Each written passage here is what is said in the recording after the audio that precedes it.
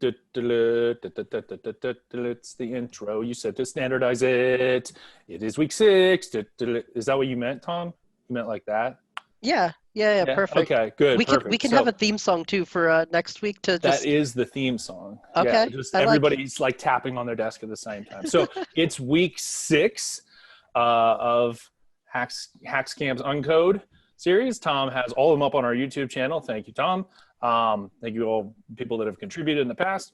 So if this is your first time joining us, we do these every Friday, 3 p.m. to 5 p.m. Eastern. You can come by and talk about whatever you want, as long as it's web components related. And so today, I think we've got at least 3 discussions kicked up. We're going to talk about the way at which we share these resources, or when it's time to, extend someone else's work or make a brand new thing. We're going to talk about discovering other people's stuff and presenting it, which is kind of a similar thing, right? They'll probably get into some storybook a little bit as part of that. And then Mike's going to blow some heads off with an 11D/HAX mashup he's working on that he demoed a prototype of last week, and it's really come a long way pretty quickly. So Bob, you want to kick us off? We have the discussion. I don't know if you wanted to do a screen share what you guys have been working on. Yeah, so I'll just share our site here. So we've got, I'll just share the whole desktop. All right, so this is our Drupal 8 site. So we built this whole thing using the paragraphs module, and we're looking to take the content that's here and basically transform it visually and structurally. So not only are we going to change the card-based system into a more unified block layout, but we also want to take the paragraphs and turn them into web components. So the discussion that I wanted to have today was basically, we have this LRN design repo, right? There's a lot of great stuff on there, but how do we take what we have and make it our own, but still do it in a way that kind of aligns with the community? I don't like the idea of creating these like code silos. Like everyone has their own element that does this one specific thing, but a lot of people have cards or blocks or examples or just any kinds of regions. So I wanted to see what Brian had to say, or anyone else, basically how we can sort of turn this into a more Penn Statey kind of design, but also make it abstract enough that it aligns with the LRN stuff that we already have. So this is the current design. We have everything in the paragraphs module. We tried to abstract it enough where it's just basically one single content block, and then you have different like regions. You can change the stylings, and a lot of it aligns with Bootstrap just because it's a lot easier to explain, like, okay, here's how you put an image that has a rounded edge and that kind of stuff. Like they have very good documentation in my opinion. So I just kind of tried to stick with that. But basically what I'm trying to do now is take our super basic cards. We have tons of different kinds, but they're essentially the same thing, just branded differently, right? So how do we take that and turn it into one single web component that you can sort of alter a bit differently? So our new design kind of looks like this here. So it's still very much in progress, but everything is sort of in line. So there's no more cards anymore. And then it's all the same content. It's just one block instead of, multiple individual self-contained things. So, I mean, not very complicated. It's a simple block. I like the idea of just having that LRN content block and then being able to sort of tweak it to have our own flavor, I guess. But I just wanted to see what kind of guidelines we have for contributing to the existing stuff, maybe work it in as like an actual thing. So, I mean, there's different ways we can go about it, but right now it's just all in paragraphs and I'm working to get it out. So it is still very much in progress. So that's what I got. Cool. Can you call that back up so Sure. we can talk over top of it or whatever? I really like specifically I guess you call it the like software specific card. Yeah, so like if I wanted a card that, is so a lot of the times we have examples for software, but it varies between operating systems. So we wanted to make it clear like this region only applies to the Windows version of something. But yeah, I mean these are all And the so same. would they be the same card as that one fundamentally under the hood? Like that's the same design asset. It's just the way it's It is the presented? same card, yeah. So I only have one paragraph, basically, two on this site at the moment. We have the basic card that you can change the styling of, and then we have so there's the ones that is like sort of overlaying, and then there's the inset card. So we have the course goals is sort of the other type that we have. Those are the only two kinds that we have, and I think when it was loading earlier, it didn't load the editor entirely, but basically you have the different regions that a Bootstrap card would have. So you have the header, body, and footer, and then the image for the thing could go on top. It could overlay. It could be a thumbnail in the corner. So we have some that would apply to everyone's course content, I guess. You would have like examples, activities, I guess. Sometimes we even have stuff like just like the yellow like warning, like, hey, take note of this. This is important. I know you guys have like the stop note thing and that kind of stuff. I want to try to get it all into one thing. I don't know if that makes sense or not, but No, yeah. like, I think so. I mean, at least immediately I would see this as being like two components. So there'd be one that is that with just that baseline card there that has a bunch of different options. And then I would probably have one, if you could go to those, yeah, or like the software. alert, yeah, the software one. Software. Because I'm going to assume that like the RStudio one is an implementation of the card that you manually put in and configured or whatever. But it would be cool if someone could just say like software card and software card application equals RStudio or something, and it basically just tweaks the settings that are in your design asset so it looks the right way, but that someone's implementation of it is encapsulated. Yeah, so I kind of have it separated like that already. So I have like the brand icons already kind of pulled out, and then it just pulls those into here. Like I tried to do everything as like an SVG, so it's like super high resolution. I even made it so like their icon on the website nice. changes from blue to orange, just to try to make it align with that company's branding as well. Like especially SAS and Jump, like it's just basically the same company.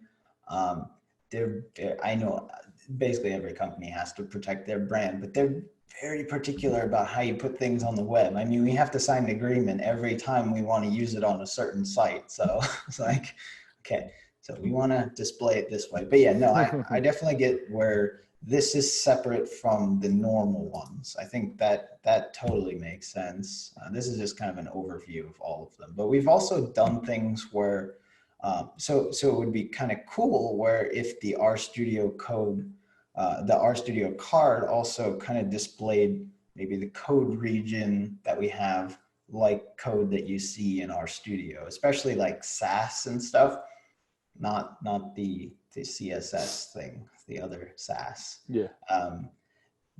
The code that is output, if it doesn't look exactly like it looks in the program, it often confuses the students and they're like, well, it doesn't look like this, but it's all saying the same exact thing. They're just not sure where to look. So if it could then also apply those sort of brand specific stylings, that would be like a bonus. But I think at the point that we're at now is basically these cards that are on screen now, you have. So I'm trying to take the basic card and just get rid of that. And then we're going to do, this is a case study. We have an example. We have a formula or a theorem. We have, or no, sorry, this is a formula. This is a theorem.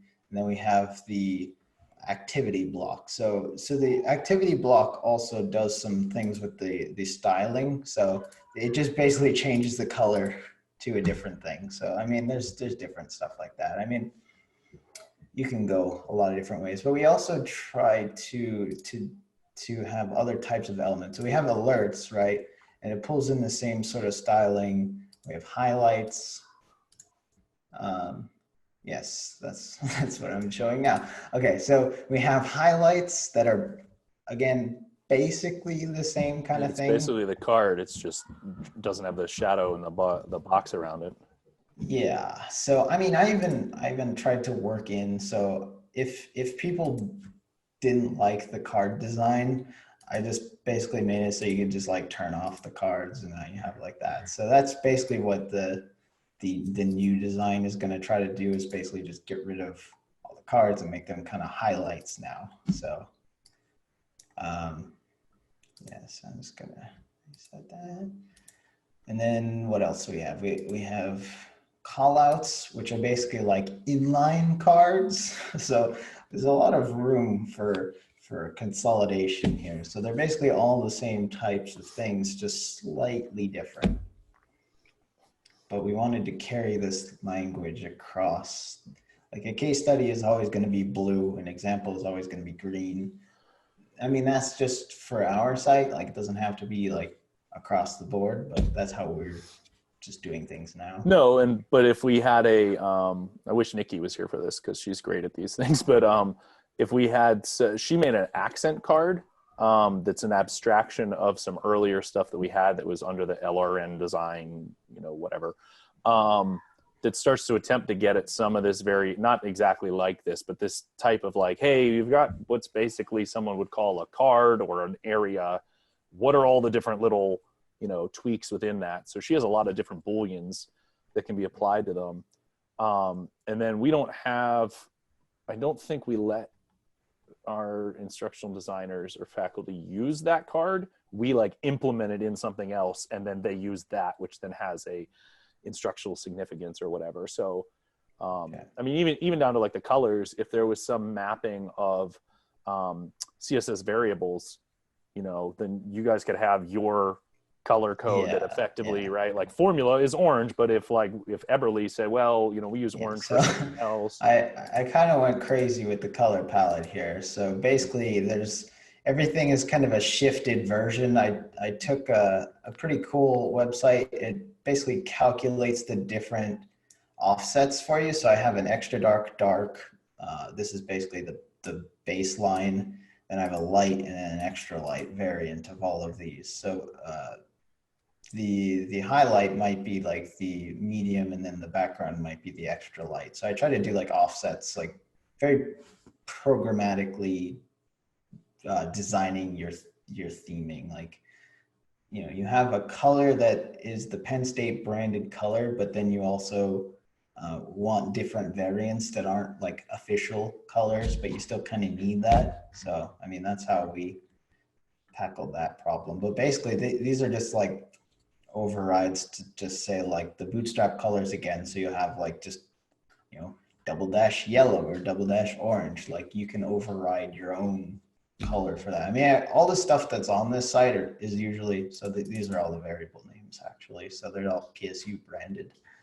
But we tried to make it so that everything was already kind of stored in CSS variables. So what do we got here? Accent card, okay. So as far as, well, so that's the older, so that's our discontinued repo. So everything's under our mono repo. That's ElmsLN/LRN Web Components. We used to have an organization called LRN Web Components when we started. So as far as contributing, I think those are elements that all of us could use and would gladly have access to. I mean, we get asked for stuff like that all the time.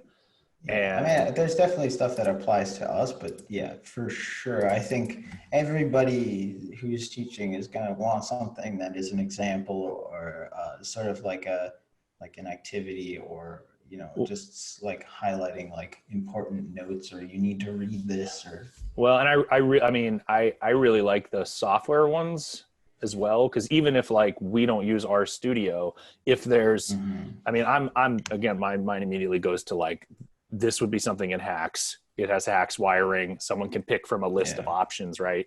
And if we had our code right next to 25 other common, Penn State or otherwise software libraries, then that just makes it more consistent when people are taking your courses and then taking ours and then taking ones that Mike's worked on. And I mean, Andrew's starting to mess with some of this stuff. Like I would prefer to expend the energy on our side to get these contributed to our mega repo, which you can then use them and do whatever, but like it would just put it more in our build pipeline. That's the thing. I've turned your thing on here. So I just told people, hey, we don't try to make it in our notes here, but your CDN is on here and it's working. So just figured I would try that out, and the live changing of elements definitely works as well. So it's exciting to be able to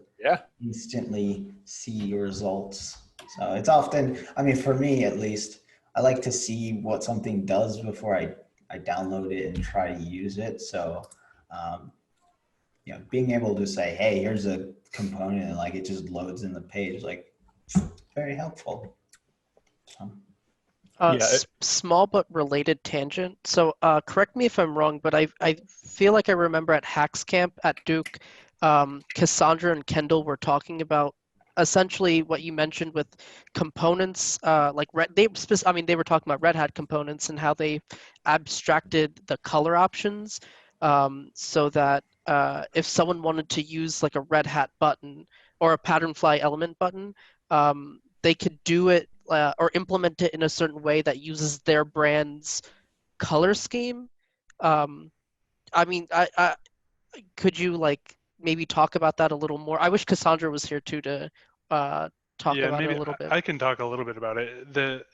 The way that we do it is it's a layers of variables, right? So there's at the top level, there's the generic unbranded,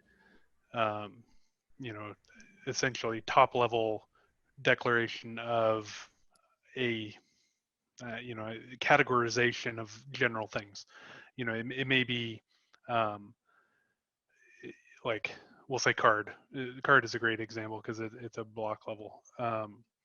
So there's the global block level declaration of a variable and all the things that go with it.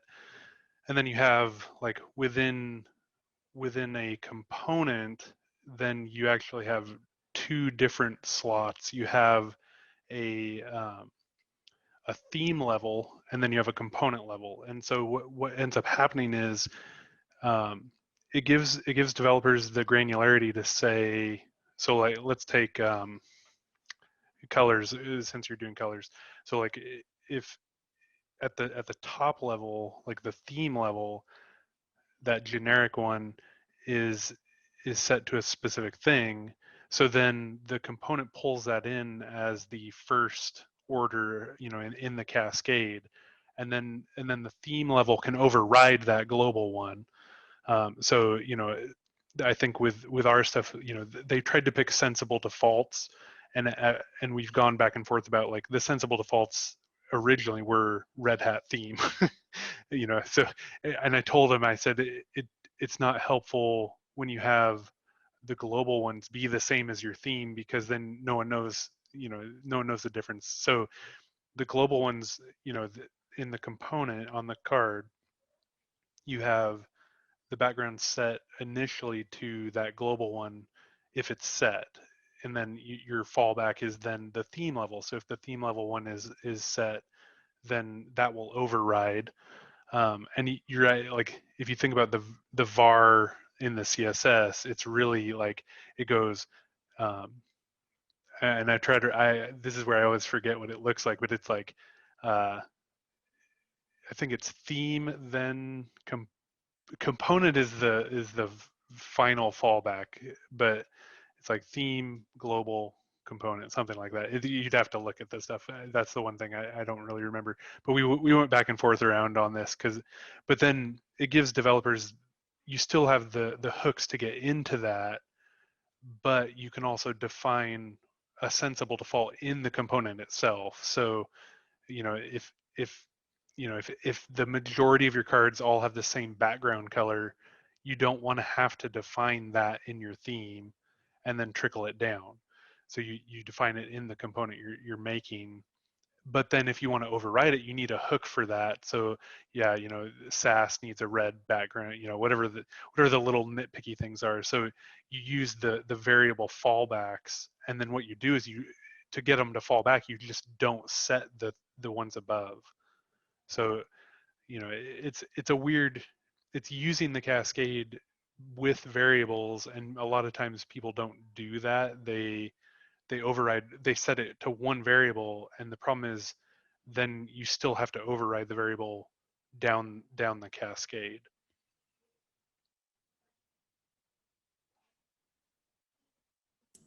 Does that make sense at all?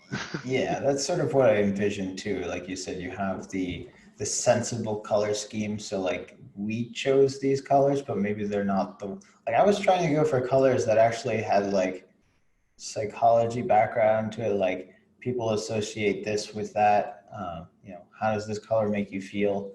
But then when it comes to the branding, like then you can override it with your own. Yeah, and the key thing is you need a variable that is not the color. It's it's the scope, essentially. It's the scope of what you're setting, and then the color comes in after that. Yeah, that makes sense. So the question about workflow always comes up with this example, because you're saying I'm actively developing this locally, and I know that I want to contribute, but do I start contributing? Like, do I start building this component in the overall repo, in the central repo, or do I build it on my local website, on my local app or project that I'm working on, and then figure out how to get it back into the to the central repo? And I personally like the workflow of just trying things out locally, extending from components that already exist in the central repo, or just build your own and just try stuff out, get it into like one app and see whether you like it or not, and then figure out how to abstract that component to be like ultra reusable. Because I find that whenever if I start with a component and right off the bat think, how can I make this like the most reusable component for everybody? It takes a long time. It's not a good use of my time to develop in that way. So I personally like the method of let's see how it looks in a project, in a real world scenario, real website, and then figure out how to abstract that for everybody. That's my personal take on it.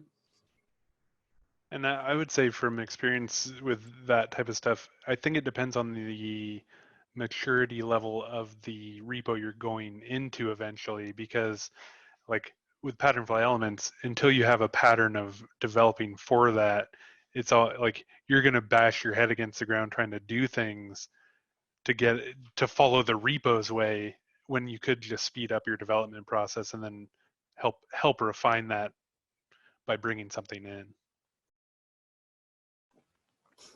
Yeah, I'd probably throw it up in like use OpenWC. If you've used OpenWC's tooling before, Bob,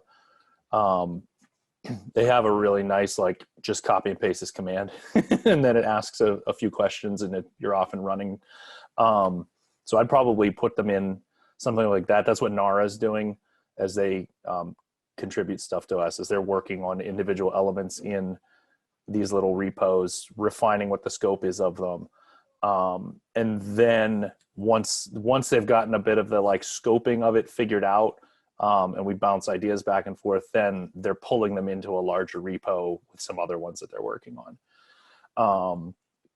So, I mean, it's easy enough to go from a singular repo into like a mono repo approach, or if you want to, you know, Potter, I know you guys started with having your own alternate WC factory instance. Do you guys still do that?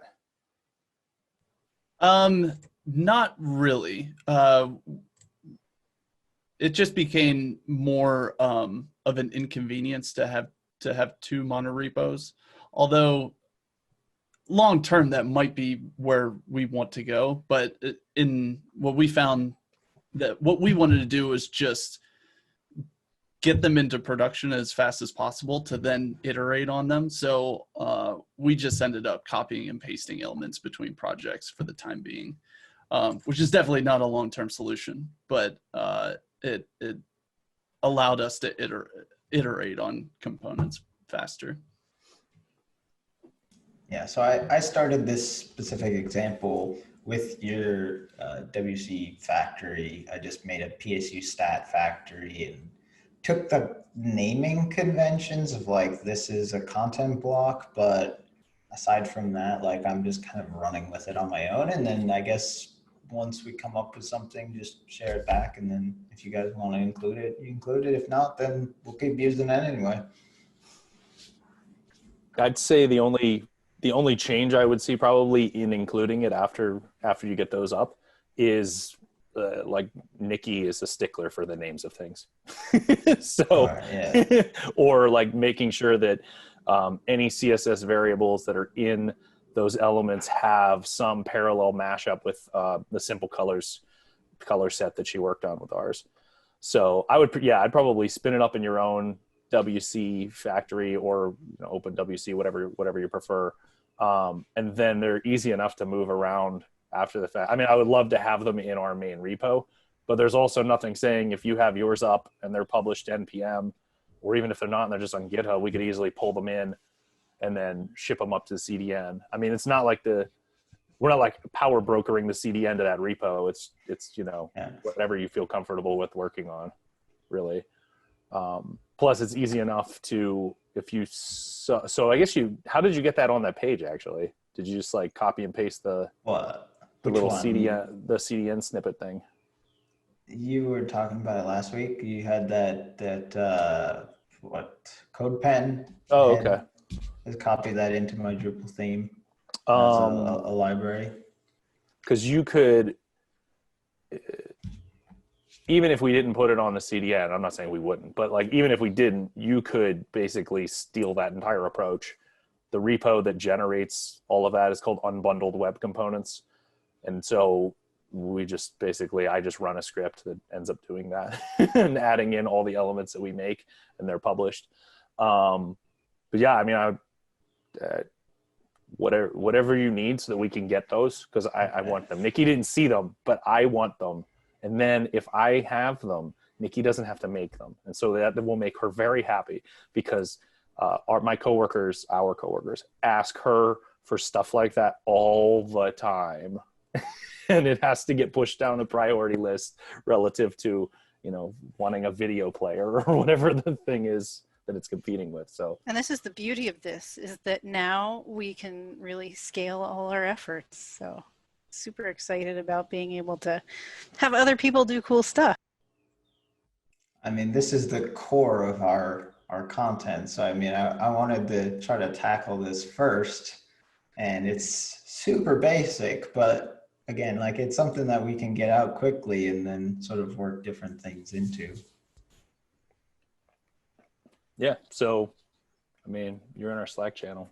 Feel free to throw whatever. Feel free to throw whatever up as you're working through them. I mean, it'd be cool to have those, do like a code review of those in a week or two or whatever. I mean, even if they're basic, I mean, basic is so relative anymore. So, I mean, some of them literally just throw slots into position, or we could hash out, well, even like something like that, the software logo, like what if someone wanted to use it in a collapsed field set? Well, Nikki has a collapsed field set. So then it starts to be. Yeah, we do. We use it. So we take those logos and put them into like the tabs. So we have like the vertical and horizontal tabs. Sometimes they'll want to put them in tab lists. I mean, they go everywhere. Yeah. So this stuff will cascade out of control rapidly, and then you will be the lead maintainer on LRN web components, and Nikki will be very happy. I'll be totally cool with that. Yeah. Okay. Well, I think we've taken enough time. We'll get Luke next. Cool. Yeah, Luke, you wanted to discuss notions of discoverability? Yeah, so Sharing? I whipped up a real quick. This will be funny. You guys will love this. All right, can you see this? Yeah. So, I'm sure this is not a problem for anyone else but us, since we're a corporate person. We have a lot of people developing components that, and we have, so Red Hat has the Patternfly Elements project that is developing like our design system components and those core ones. I'm one of those frontiersmen who does my own thing, and frequently, but I base them off of our Patternfly Elements class, but they're not core components. So we have, I'm one of many that we're doing our own thing. We're living, outside of any specific consolidation of our components, and visibility of them. Like, we're realizing, the whole benefit of web components is their reusability, right? So, we as a company, it would benefit us. So I've been kind of trying to brainstorm, like, how do we pull, that stuff together, and then kind of entice people to use a consolidated system as their source. The CDN to me is the carrot on the stick, where it's like, hey, you won't even need to worry about where to host these. You can reference them from here. And we have, there's options out there. There's they could do it on npm. They could do CDN.js, things like that. Potentially, there's other options. For internal like usage, sometimes those aren't necessarily allowed through legal or whatever it might be. So there, part of this solution would be enticing people to use our stuff by allowing them to have a place to host. The big thing would be this catalog, though, and that's tagged. I guess what I'm wondering is, in this scenario, this is like total just throwing spaghetti at the wall to see what sticks. But I'm interested in how, unless you really just don't have any of this, how do you increase visibility or reduce duplication of work with your components? Or, even if you, as a person, as a developer, you start to work on something, where do you go to find out if someone already did that stuff so you don't have to?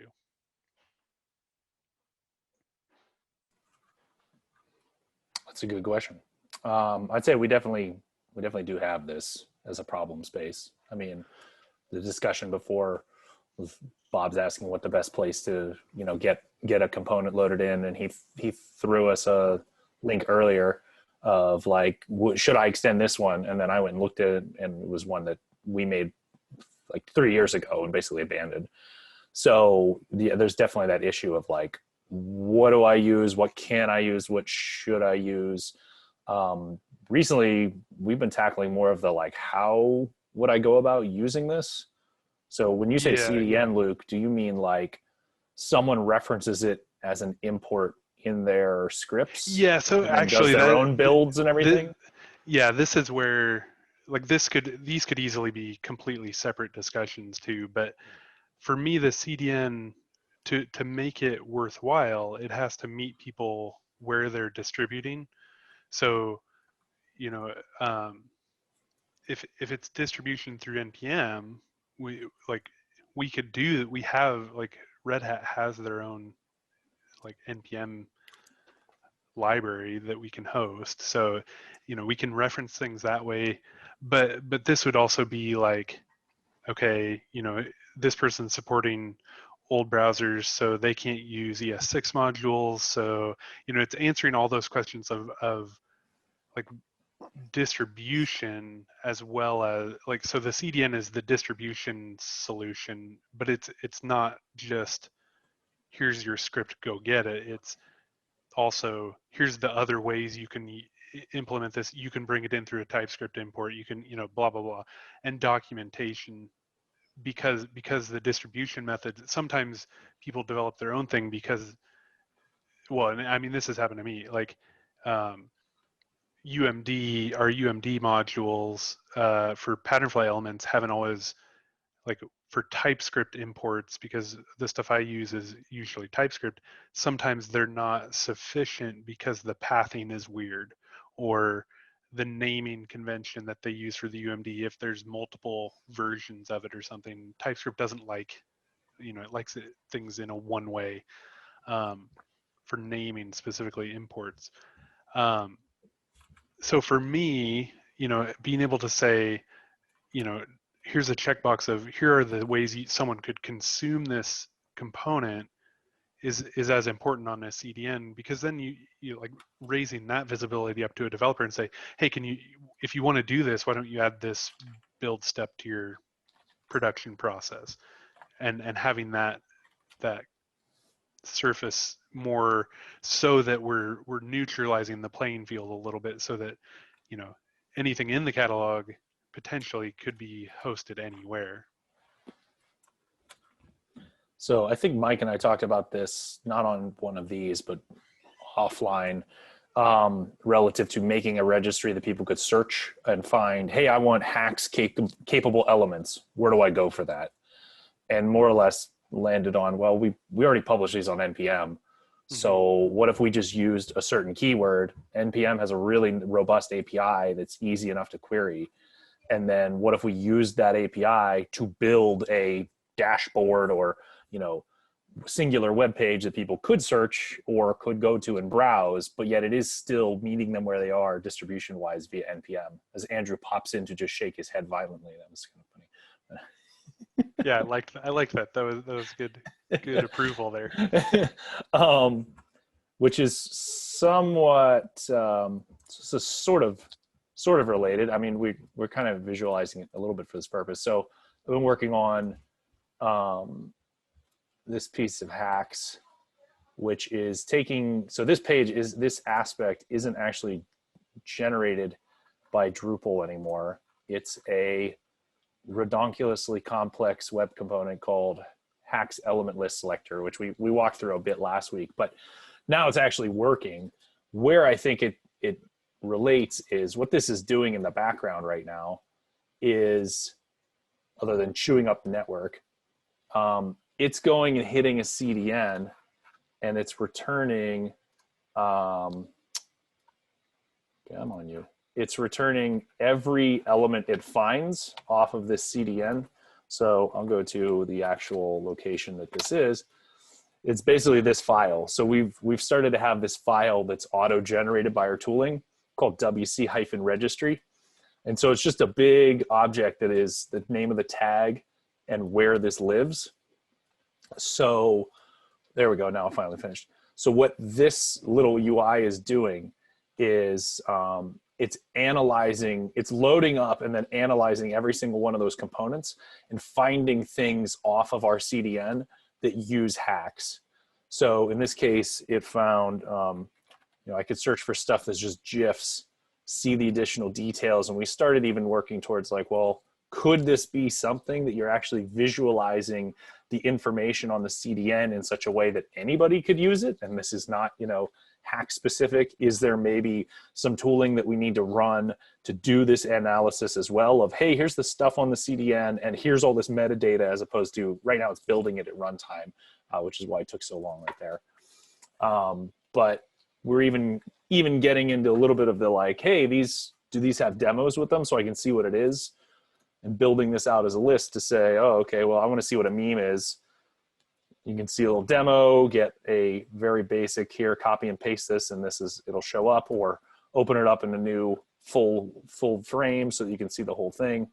And we weren't doing it fully for discover. We were doing it mostly for discoverability specific to HAX in this case, because these are things with HAX wiring. But right.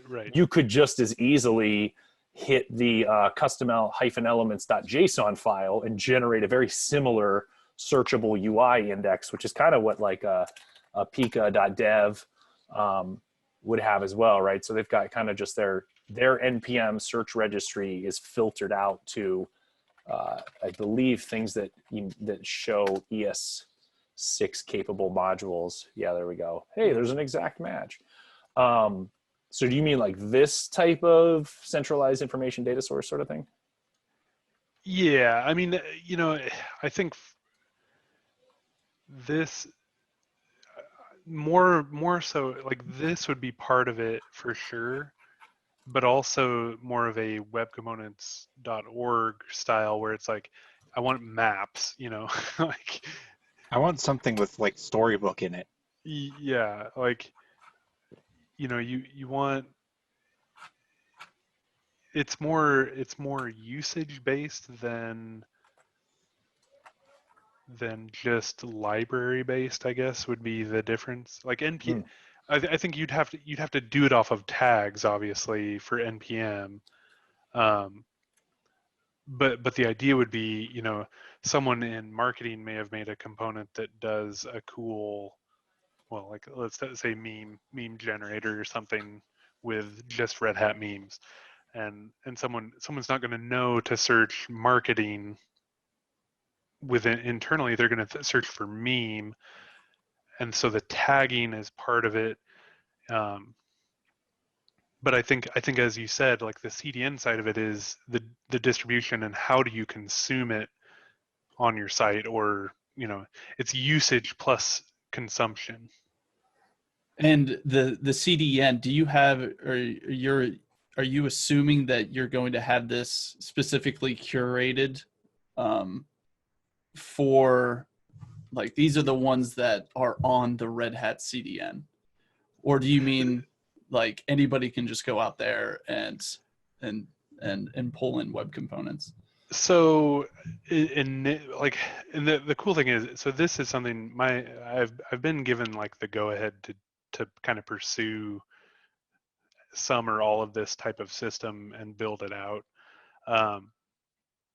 So initially it would be internal because obviously it has to have some type of return on investment, but I've made it, in no simple terms, like Red Hat stuff goes out, that's just the way it works. That would, to me, it would be a potential of, yeah, maybe Red Hat would be willing to host it and let people put it on, or we would just release a source and say, hey, if you want to host this on your own spot, at least internal to your own organization, or you can say, hey, I really liked your web component, can you go put it on our system, type of thing. Or potentially, this is where I think, like for us, we have to tread lightly for legal reasons, but like if we found a component that we liked and then reached out to someone and said, hey, can we put this on our system, and somehow consume it through your Git repo or something, something where we have relationships where people are using external components internally and surfacing those. But I mean, my goal would be this would be a more open thing than just host it yourself. So kind of more the like EA Sports model where they have their own CDN and every property they have that's for marketing a game uses the same EA approved, game card or game cover box or yeah. I whatever mean, it I is. guess from my perspective, like I think of CDN JS because as a CDN, the value to them is they get tons of data about usage. Now, obviously, there's also cost for the hosting and stuff like that, but most of that we go through Akamai, so a lot of that's already kind of prepaid to some extent.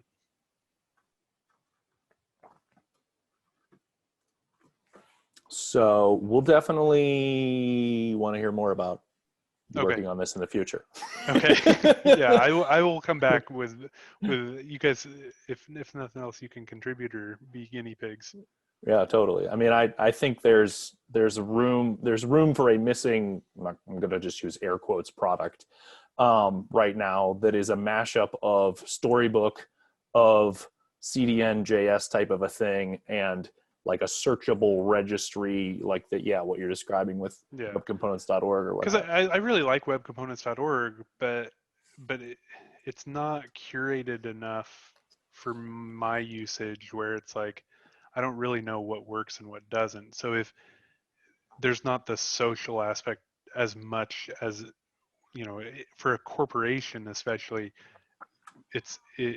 the components that we will host will be kind of self-selected, and if something doesn't work, it'll get booted out. You know, it'll be a little bit more strict about usage, because if it's not used, someone will boot it out.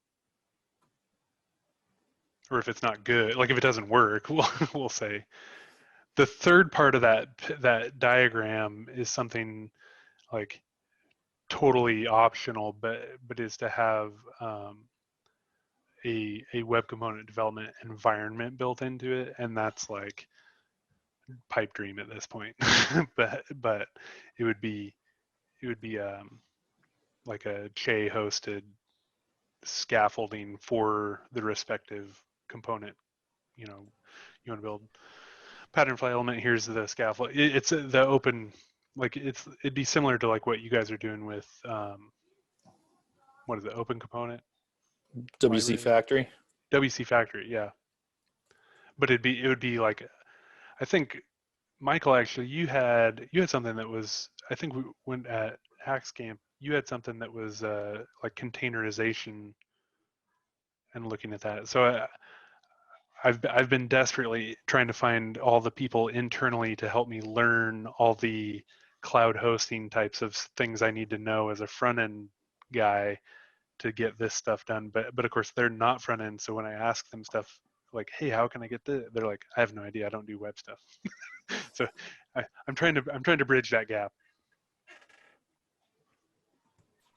Do you think that maybe it's a question of trying to get something that allows you to build, kind of what Brian was showing as far as the different elements that you could select within Drupal that are being selected from the CDN, but then being able to add in like other NPM endpoints or whatever else, so that it's not just the ones that are on the CDN, but it's also, this NPM repository. Yeah. I think, like, to me, I don't want this to be, I want this to be fairly neutral as far as how you make your components. You know, if you want to use pattern fly elements, if you want to use Polymer, if you want to use lit HTML, lit element, whatever, I don't want it to be making decisions about that, but I do want the scaffolding should be catered to how someone wants to build. So like, hey, I want to spin up. Has anyone here used Che before?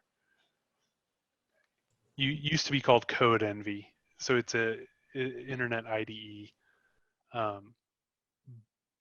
But it'd be equivalent to like VS Code Online. I think if you've, in fact, the interface is almost exactly the same as VS Code. It's built on Thea, which is an open source editor. But Che is something Red Hat uses or is trying to get people to use. And as a front end dev, our choice of editor is always like, you hold very tightly to that until the next best one comes along, and then you're like, yeah, I like that one too. this is something where having an online IDE, you can essentially copy workspaces, so you wouldn't the onboarding process of, hey, I want to spin up a new patternfly element.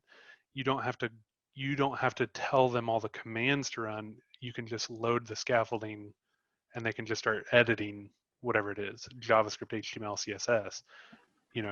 That, because I think it's not like that's hard for anybody, but having, if you want to branch out into a different style of development for components, the overhead of either mental or system overhead of, oh, well, this guy's doing it in this way, okay, this guy does it through Webpack, this guy's doing, that's, I'm trying to neutralize like all the cruft that front end development gets, people make fun of us for, where it's like, yeah, which package builder are you and minifier are you using today?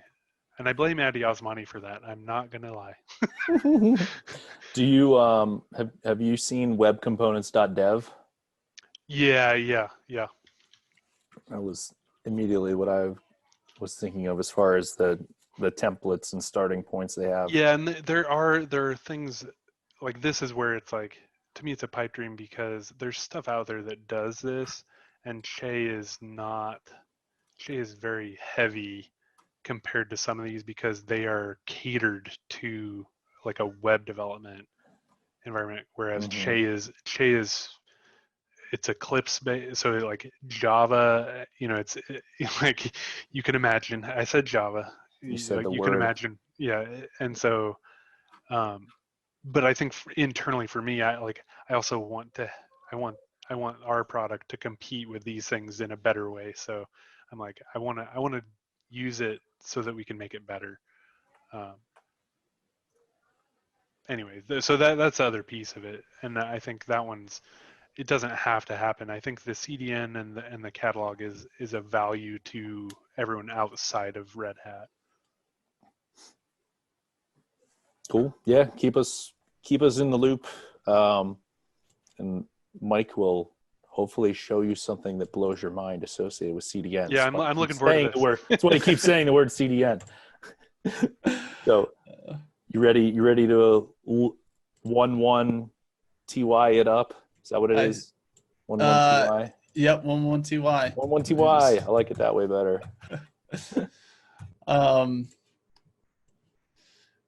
So yeah, last week we were just playing around with putting the magic script that Brian had shown 2 weeks ago, where it basically auto loads every web component that it finds on your website that it knows about on a CDN registry.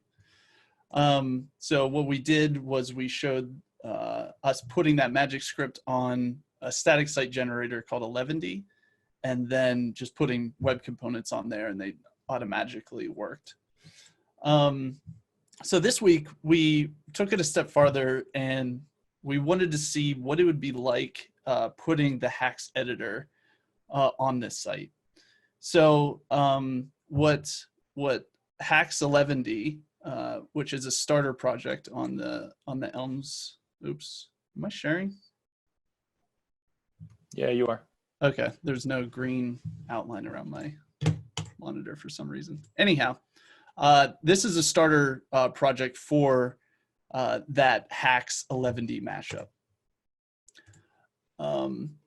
So what this relies on is a server that's called, and the documentation's all weird for this because I just pushed it up, but it's actually called under the at HAXCMS/11D namespace on NPM. And if you install this, it'll give you access to a CLI command called HAXCMS, or no, that's not right either. Geez, my documentation's all messed up. This is still in development, heavy development. Gives you access to a command that's called HAX 11D.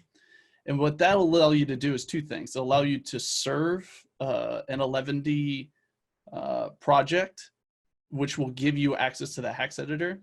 And then 2, it'll allow you to build, do a build of that project, which basically rips out the HAX editor and allows you to publish a really performance static site. So here is this boilerplate, this project. And if I run, now that I've downloaded that, if I run HAX 11D serve, this spins up 2 little servers. It spins up an 11D watcher, so it's compiling all of my Markdown and HTML files into a static site. And then it's actually running an ES-Dev server that has some HAX specific functionality baked into it. So here's our site. This is a purely static site. And if I go to post 1, it should, so it should show you a little edit button. So this is a totally static site, but we now have the ability to edit this.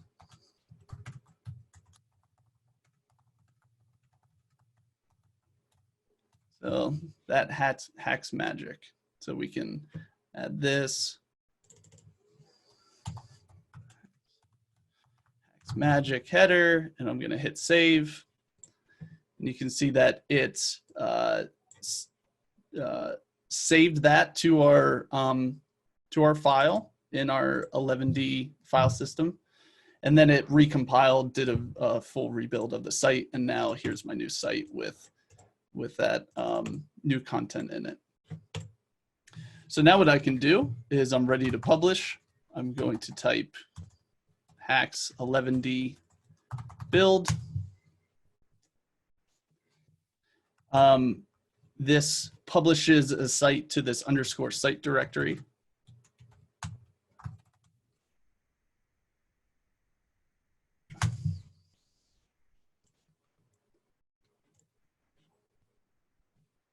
I can go to post 1 and oops, I have an old service worker in there, so I'm going to clear that out.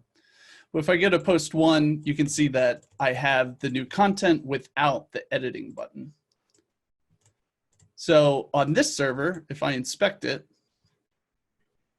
you can see that there's a HAX store tag. So there's a little tag that's called 11D HAX. It's enabled. And what that does is it injects the HAX wrapper around the content area, which gives me the ability to edit this with HAX. Okay. So this is this example isn't specific to 11D. This is a concept of adding a HAX workflow to a static site.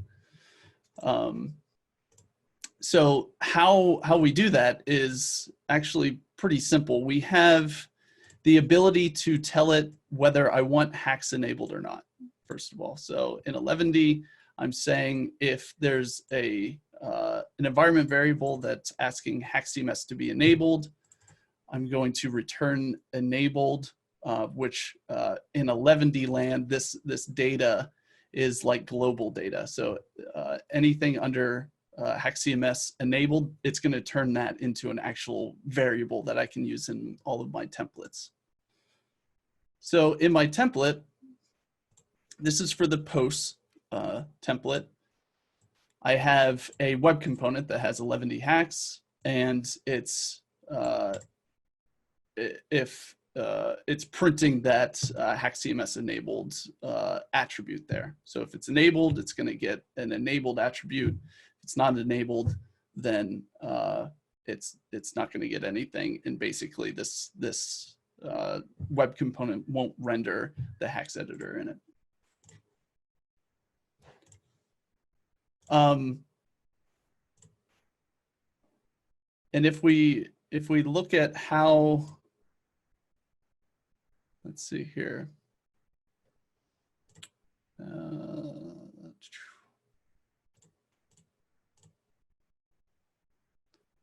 Trying to think of what all I want to show off. Yeah, that's pretty much the demo there. That's So- awesome. Yeah, so Brian can actually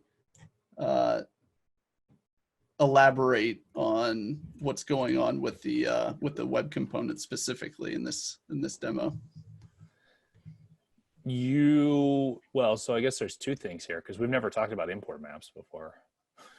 Yeah, So that's true. this is also showcasing an import map shim. But can you go up to the top, Mike, of the document with all the metadata? Yeah. So this blob of code, I more or less came up with from internal tests with HAX CMS, and then I think Alex Russell, who's slightly late on Twitter, gave a run through like detailed performance, like, hey, do this, for a lot of things in here. But basically, you can use these link rel pre-connects, preloads, and module preloads in order to skip on a lot of the time to first paint types of issues that can pop up. So particularly on a lower performing device, these things will start to inform the device as it's pulling the DOM over the wire. Hey, you need to go get these. And so even though it hasn't gotten to the bottom, and even though it hasn't gotten to the magic script that does most of the work, it's aware of that it needs to start loading these files. Module preload is not universally supported. That's just a Chrome, Edge, and Opera thing. I think it's a proposed thing, but it's not going to harm Safari or Firefox. They just won't take advantage of it. It's a little annoying because sometimes you have to set as, so like a preload, you have to actually tell the browser, hey, you're going to want to load this build.js file, and I need you to process it as script. If it's a module, though, as you see, there's preload and then dynamic import registry.js as script cross-origin anonymous. If it's a JS module, then you have to do this cross-origin in order to load it correctly because it references other things.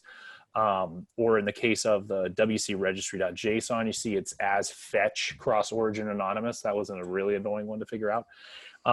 But all that little block, basically, you cheat on anywhere from 100 milliseconds to 800 milliseconds as far as how long it should take to process the initial parts of the script. Down from there, these are things that should improve mobile, like PWA type of styling and performance. It ships every icon type. It's got Facebook, Twitter / LinkedIn, whoever you want to credit for it, Open Graph metadata in there that it spits out. And then the fun one that we haven't, so the thing that does the actual using our assets, or the magic script, as Mike said, is on line 10 and line 9 up from where he is right there. Yeah. So those two, one setting a window global to imply, hey, get your assets from this CDN. And then the second is a build script that figures out if it should ship you ES6, ES5, or AS6 AMD compiled modules. I said ES6. We label it ES6, but it's actually ES8 because of evergreen browsers. So it picks which version of the build to ship you. And then it's going to figure out by reading off the page what to hydrate, basically. So that gets you things like the HAX tag. Like when Mike puts the HAX tag in, he never actually imports. Well, actually, you might import the HAX tag. I'm not positive, Mike, but yeah, that specific tag. Okay, yeah. So in other applications, we don't put definitions for the HAX tag now. Like our build routine is effectively a single point entry, which is also how Bob was able to hydrate that one tag on his website. He just pointed to those two lines basically on our internal CDN. This page might be a better example. Yes, that page is, yes, that one is hydrating. So we never define anywhere alley collapse. Post 3, I think, has it. Okay, so these tags that are in the page is alley collapse. There's a meme, and then this file is actually an MD block tag. Yeah, the image wasn't loading from the random generator for cats or whatever it was. this is an MD block tag that's loading a markdown file from GitHub. So those tags are never actually defined anywhere. The loader realizes they exist and that they aren't defined when they get added to the page, and then it hydrates those definitions on the fly. As an example, I can put in rcoder. So this is a totally static site. This isn't even being served by 11D. This is just a straight up static site. If I refresh, oh, maybe rcoder is not. Sure it's not being served by 11D? I don't think so. Yeah, that's, maybe I have that wrong. I mean, you could load it as a static page and do it. But that's in the one code pen I keep. Oh, I'm in the markdown file. Yeah, I was going to say, you do need to compile it. So as an example, yeah, no, let's go to post 3, and I can just load rcode somewhere on here. Rcoder.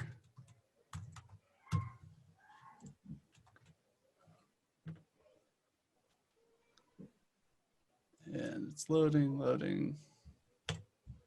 And then hey, there's rcoder. So yeah, that's the magic script. But the other fun challenge that I don't know if we're going to actually do this yet, but it's at least interesting, is in the block right after it, yeah, be in the base liquid. So that's service worker fun stuff. So there's the deduping fix you see there. That is a little shim that makes it so that if there's 2 definitions of the same tag, it doesn't break the browser. It just ignores the second definition. Now, normally that would imply there's a build error. What we're doing here is using this project I found called ES module shims. And ES module shims basically shims a bunch of cool functionality in at runtime that isn't formally adopted via standards, but is chasing things that are going to become standards. So for example, you could do like import CSS from a CSS file and have it as an actual CSS document, which is not something you can do natively yet, but this shims it into the platform. The other major thing it shims in that we're using here is called an import map. So in some level, we are banking on that import maps are going to absolutely devastate certain communities pegged to things that rhyme with act and their build routines, because an import map allows you to define, hey, when you find an import, lit element / lit element.js, whenever you find that, I want you to actually look for it over here. So it's able to do the resolution dynamically as it's loading the files in. So if you look at that, the resolution we have there, we say anything that's lit element /, it's going to dynamically resolve that to our CDN / lit element /. And then it also does a reference for LRN web components. So at runtime, it's going to process, I think it's in the HAX, yeah. So at runtime, that top piece is actually on the front end going to be evaluated as the CDN location / lit-element / lit-element.js. And then if you scroll down, like there's the HAX, you have a dynamic import. So Mike imports simple toast and then calls for it, and then also dynamically imports HAX, but only if it's enabled, right? We don't need to pull HAX into the page and all the weight of the definition unless it's actually in an editing environment. It's going to take those, rewrite those as CDN name / at LRN web components / for anything it finds. So why I think this will be a big deal for what we're doing, and a little bit to what's been discussed around this like idea of editing in the browser type of a thing. we're able to write components the way that you should do it, not putting some giant CDN address in, or something that's going to be built at run or needs processing to run. This element is just being added to a page. Now, the limitation is currently that what Mike's showing only works in evergreen browsers because of this approach. The module shims can go back quite a few versions. However, if Mike's using the big arrow or whatever it's called, it's good, or spread operators, those end up getting, that's why you have compilers, right? So those things wouldn't work in an older version of Firefox. Like his site would just brick. But it's I love the import maps thing. I don't know if it's something that we should really jump on this early. It is still very early, even though they've been discussed for like a year. But I really like the idea of just like open up this thing and start adding component references like you would normally. This will definitely help out a lot, I think, with the stuff we want to do with like a desktop app. Mike, if we have this ability to just throw whatever the heck we want in here, or even throw in the whole stinking 11D thing, and then whenever you want to publish your site, quote unquote, we just run this little 11D job or something. Yep. Yeah, just to illustrate that, I put, so I'm referencing this bare import here, but if I look in the network for LRN button, you can see it's being loaded from the CDN. So that's just magic. That's so cool.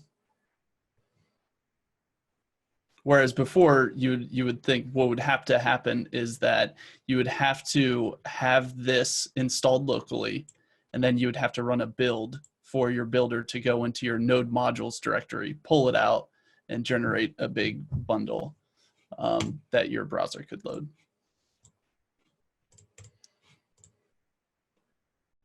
So potentially no more fighting with your bundlers and build steps. What's a build step? Andrew. What's a build step? I don't even know what that is.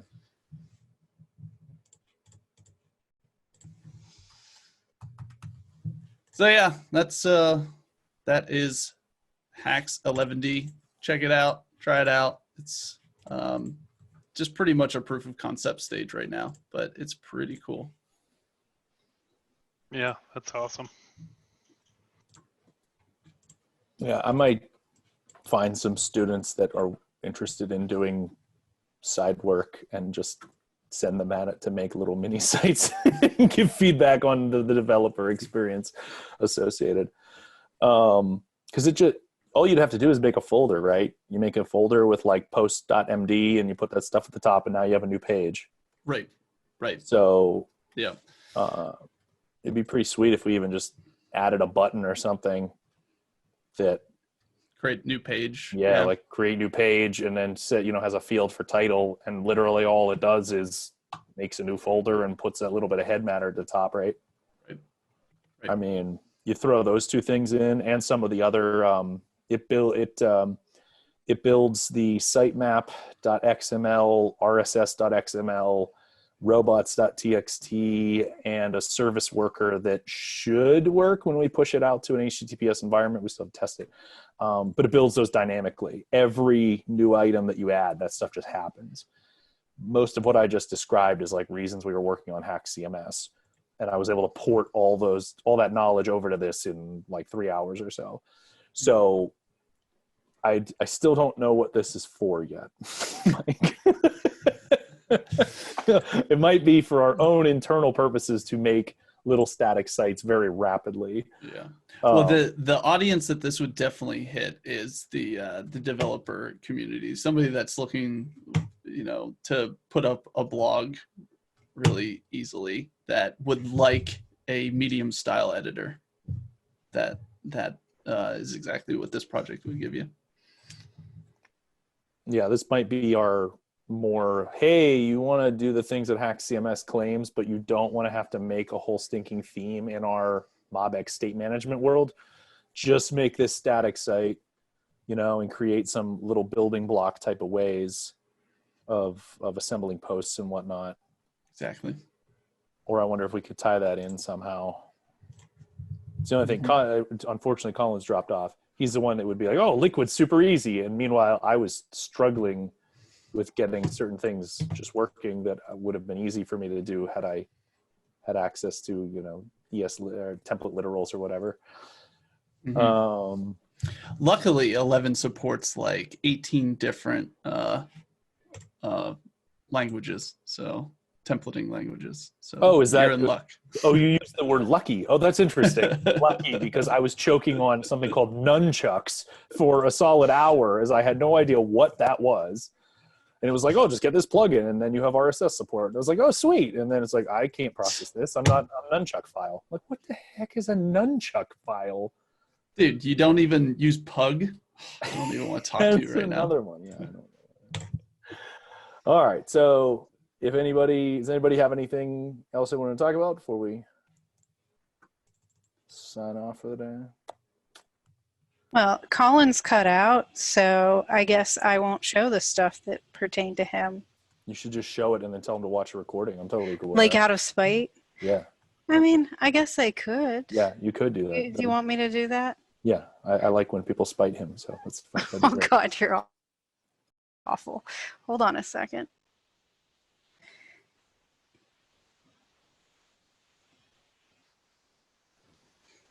Solid Qbert background, by the way. Oh, thanks. Yeah, see, I have the shirt and everything. So, everybody can see the screen, right? Yep. So Collins has this dream for what we have is a studio tool that allows students to submit work and critique others. And he has a redesign for it that he's been waiting for a number of years. So this is why it's particularly painful that we wait until after he leaves that I get to show this. But this is the dashboard as a web component to it based on his mock-ups. And this, of course, would be a student portfolio, but I filled it in with cats and cat names for the data instead of student names, just because I want to see his reaction when as I do this, everything is a cat reference, since he does not like cats. But what you see are a card that gives the students overall progress, and when you load this, it will actually animate. A little card that has links with work due. And the nice thing about this is that the link text is actually just the heading part. But if they click anywhere on the card, the actual real estate that the link takes up is the whole section here. And that way you can have very accessible link and button text and still have some of the additional data as Aria described by us. And then they have, you know, a card that's blank with recent activity and a couple of other cards that are down here for recent work and recent comments coming from their peers. What I did though was I figured that a lot of this stuff could be reused elsewhere. So I made those their own components. So I have, here's nav card, and nav card has the ability to add link text or button text. It's using progressive enhancement to drop everything in there. And I also have, this is Progress Donut. It's actually reusing everything that I had in the Chartist library and the LRN design chart, and just doing a specific type of donut chart and making sure that there's an image that's in the middle of it. So those are the things that I worked on. I don't really have much to talk about how they're done, because it's basically just a rehashing of simple colors and extending components. But I think what this illustrates is that everything that we build can be reused into other applications. And anything that I've been building, even though I haven't gotten to his studio until now, and I've been working in the department for 3 years, everything I've been building is actually just feeding back into this studio project. And so, so what's nice is I can be working on any project and it helps other projects. Yeah, like when I disrupt you and say, hey, I need a card selector. So are you going to be able to use the card selector in this, I guess would be my question about it. I haven't run into it yet, but I mean, I'm just at the dashboard phase. But if you're saying, can you use this as an excuse? I mean, I'm not going to tell you what you can or can't do. If we use it though, the mock-ups will, the little demos are definitely going to be full of cats. What's the usage, the example look like for that progress data? Like how does that end up rendering? Because I could totally see that being useful for like XAPI data visualization, or like how far you're moving through material, something like that. Well, what I have in here for Progress Donut, it's still using the Chartist and LRN Design chart library. Chartist is the one that's like it doesn't use our color schemes. It's just the way the Chartist stuff works out of the box, and the LRN Design ones use our scheming and simple colors. But what this is doing is it's basically taking data in here.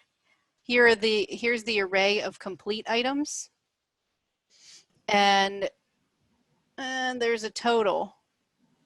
And so all it's doing is filling out the % complete out of the total then for each one. You could just do one thing, but then I don't have the animation for that. Part of the reason why is it had to do with how the SVG animates, and to be able to line the SVG up with the image, I had to do the animation differently from the Chartist demo. Gosh. But I thought like this works as, you know, lessons in an overall course, or that I immediately was thinking that. I mean, this one doesn't animate, but it, you know, still works. It doesn't animate yet. No, like, I mean, I'd have to solve that problem. But yeah, so you can set when you want the animation, how long you want it to last, and when it delays, and I have it doing the math to figure out, you know, how to time that animation accordingly. So if you know something's going to take a while to load, you could adjust the delay. But yeah, and then this is it on dark and light backgrounds using our color schemes. I would probably make the animation pegged to an intersection observer as opposed to any timing. Because that way as you scroll down, you would actually see it animated as you start to scroll down to draw you to it. That makes a lot of sense. If you update, will it reanimate?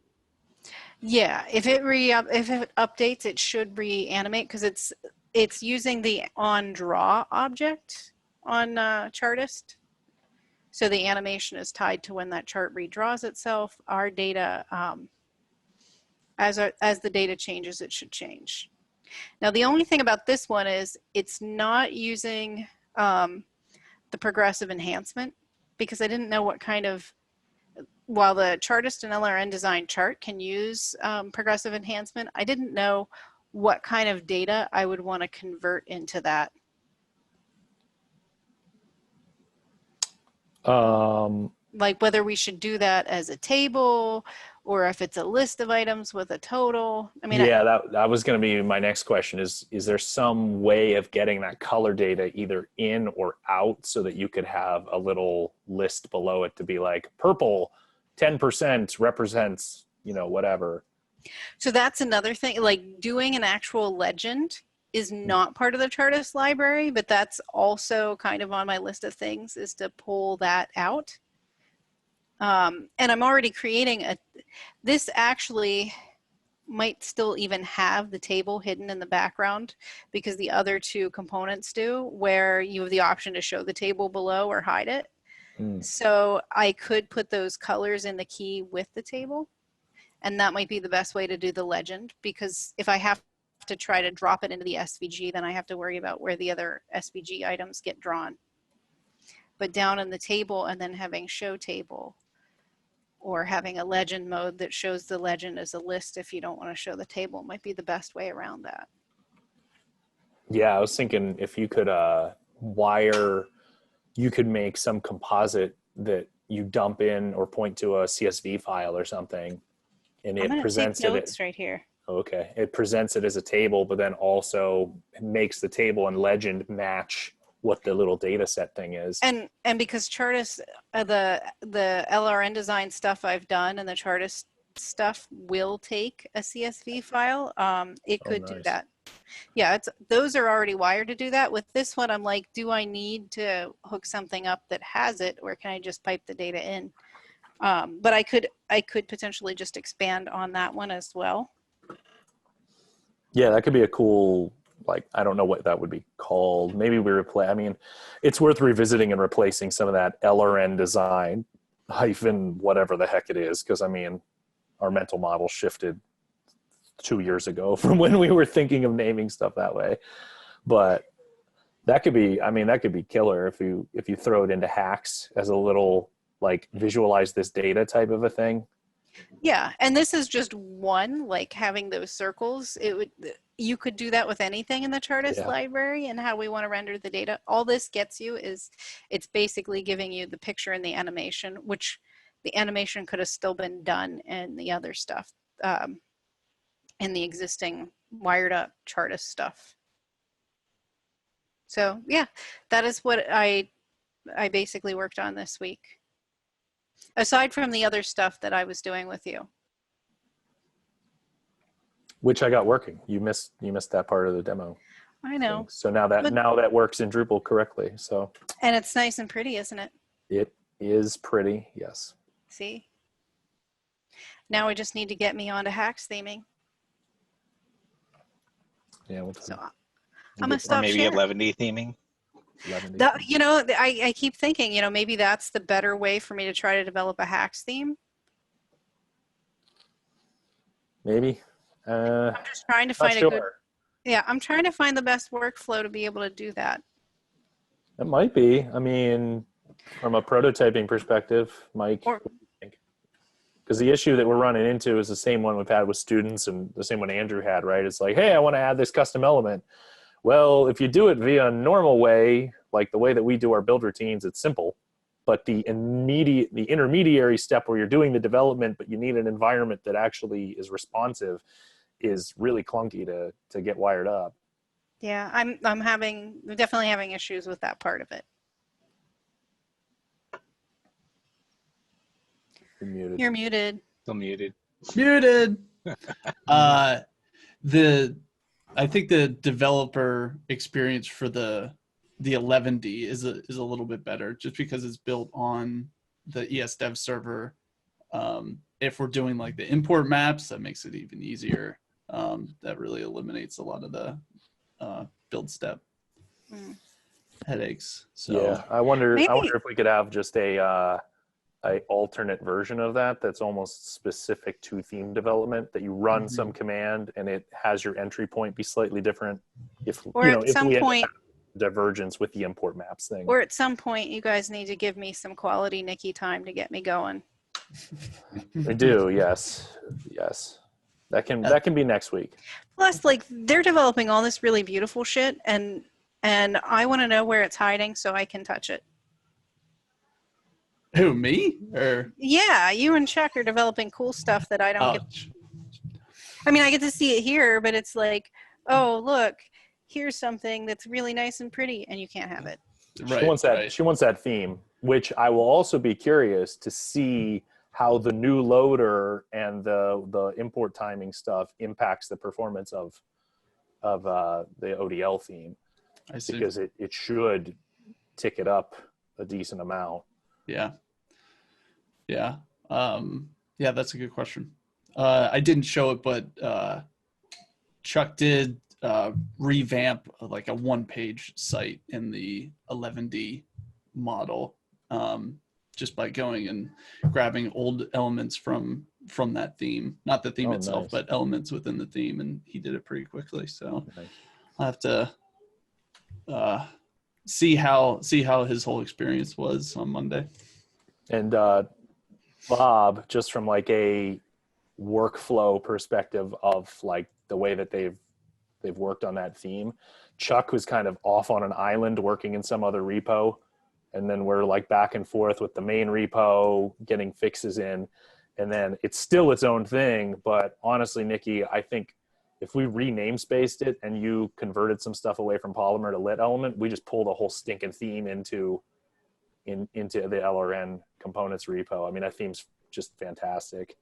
I don't know how you make it generic enough that it's not exclusively ODL, because there's probably I'm good at that, at making bunch of shit stuff. scale. Like at making the options scale. It usually takes me a long time, but I think about all the possible ways it could be customized.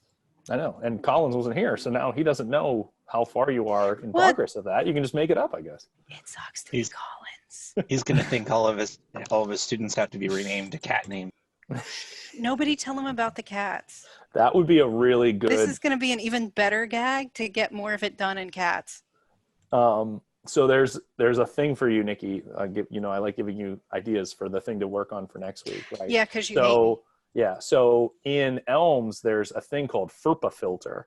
And FERPA filter is a very specific class that when something activates FERPA filter globally, it blurs out data that is privileged data, right? Like student pictures, names, things like that. You mean you want a cat filter? Already. So evil. This is so evil and wonderful. And can we just call it like the Collins FERPA? No, fur, F-U-R. Filter. There you go. See, I knew you would love the idea. But we can call it secretly Collins mode. All right, so I think we're wrapped up for the week. Thanks for joining us. Remember to check out the Elms LN channel on YouTube, where we have all the highlights of these.